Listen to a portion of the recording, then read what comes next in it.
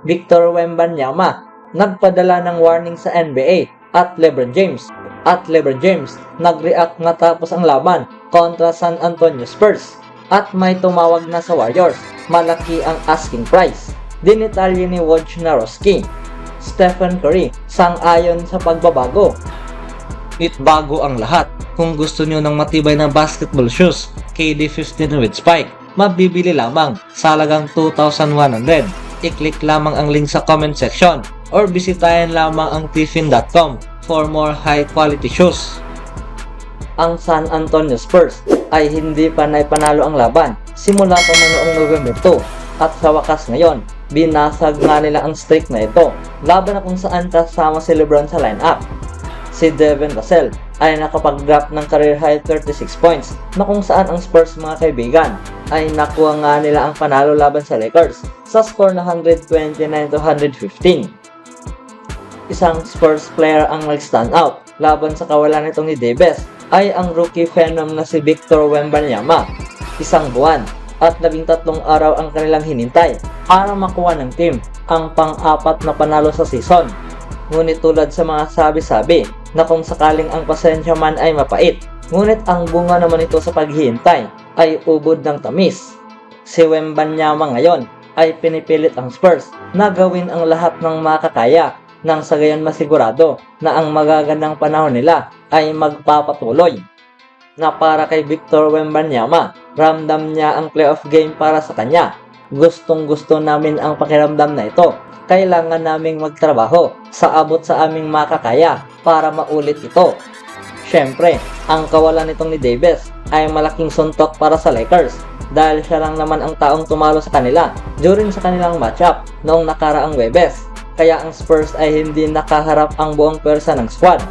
Ngunit ang Spurs ay naging kampante mga kaibigan patungkol sa team na tinalo nila ngayon dahil kung titignan, nakapag-suited up itong si LeBron James para sa Lakers. Ang playoff ay laging pangarap ng Spurs base sa net rating ng team. Sila ang second worst team sa NBA. Tanging mas mahusay lamang sila sa flatlining Detroit Pistons.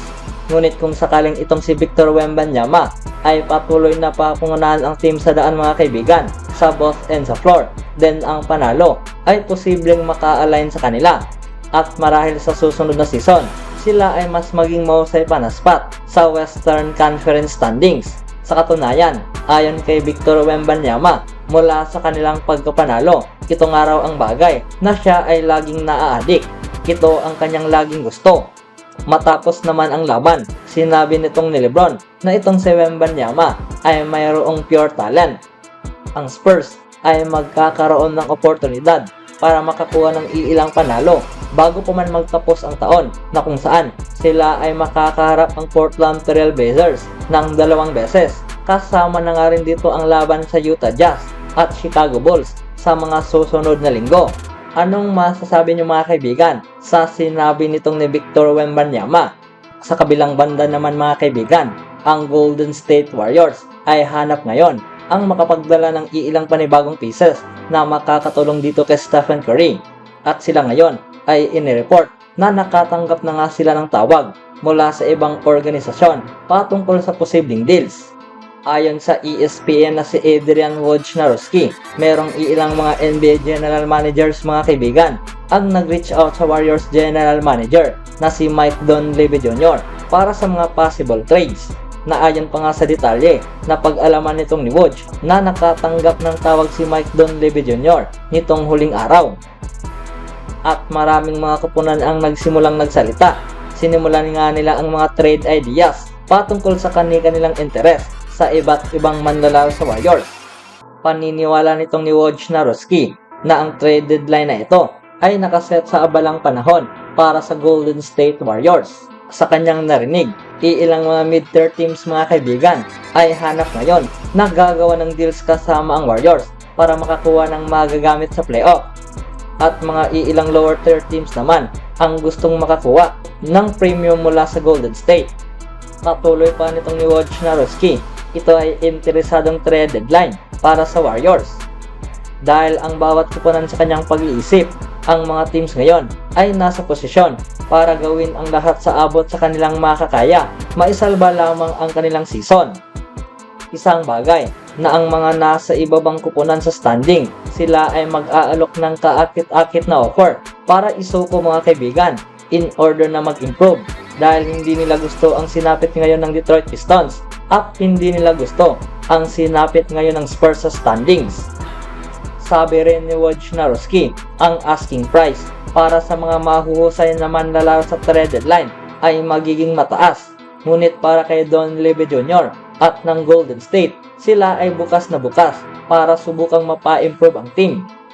Ang Golden State ay nasa labas kung pag-uusapan lamang ang playoff at ito ay naging malinaw na ang team na ito ay nangangailangan ng pagbabago. Sila ay kasalukuyang may 10-14 winless record sa Western Conference at nakaupo sa 11th place sa Western Conference. Ang Warriors rin sa ngayon ay wala itong si Draymond Green para sa hindi pa malamang panahon. Ang Golden State ay gumawa ng shake-up mga kaibigan sa starting lineup sa linggong ito matapos nagdesisyon itong si Kerr na i-bench itong si Wiggins kapalit sa rookie na si Brandon Podziemski laban sa Los Angeles Clippers. Isa rin sa mga faktor kung bakit nahihirapan ngayon ang Warriors ay dahilan na nga rin mga kaibigan sa maagang struggle nitong ni Klay Thompson. Ang veteranong shooting guard ay nakakapag-average lamang ngayon ng 16 points per game, bumaba kumpara noong huling taon mula sa 21.9% per game noong huling season.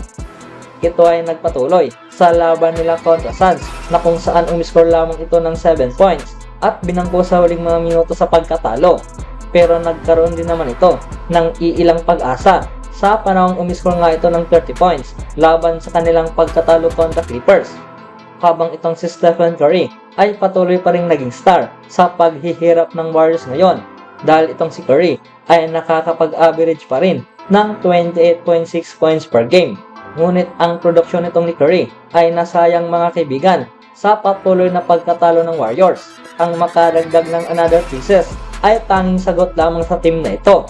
At speaking of pagbabago sa Warriors, ang team ay nananatiling komitado sa kanilang core.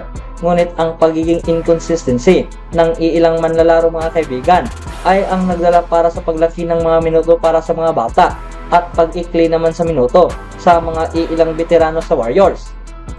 Ang pagbabago ay ikinagulat ng karamihan matapos nga nilang binangko si Klay at inalis sa starting lineup itong si Wiggins. Ang dalawang manlalarong ito ay ang nakitaan talagang naging kahinaan ng Warriors nitong mga nakaraan nilang laban. Isang bagay na mas pinaboran pa nga nitong ni Kerr ang mga nagkaroon ng ambag na siya namang wala pang napatunayan sa liga. Si Stephen Curry ay inadres ang malaking pagbabagong ito at sinabing ito ay pagsakatuparan muli. Andito ka na sa liga sa mahabang panahon. Sinusubukan mong laging mapanatili ang piraso kung ano nga ba ang iyong nasimulan at mga bagay na natapos sa franchise kasama ang grupong ito sa mahabang panahon. At ngayon, ikaw ay nasa posisyon na tila naging banta ito sa grupo. Ngunit ito ay okay. Patuloy pa nitong ni Curry, tanggap niya ito dahil marami silang mga talented guys mga kaibigan na siyang sinusubukang makahanap ng daan para mapalaki ang kanilang mga roles. Dagdag ni Curry, labis ang kanyang kumpiyansa sa kayang gawin ng grupong ito. Ito ang kanilang hamon ngayon. Ngunit habang tumatagal na dinadanas mo ang run na ito, at marahil sa season ito, ang unang 20 games mga kaibigan ay isang sinyalis sa daan na merong paparating na pagbabago. Anong masasabi niyo mga kaibigan? Always do it on my own, so I gotta get through it. And the only thing I know is to love what I'm doing. Never give up, never slow, till I finally prove it. Never listen to the no's, I just wanna keep moving.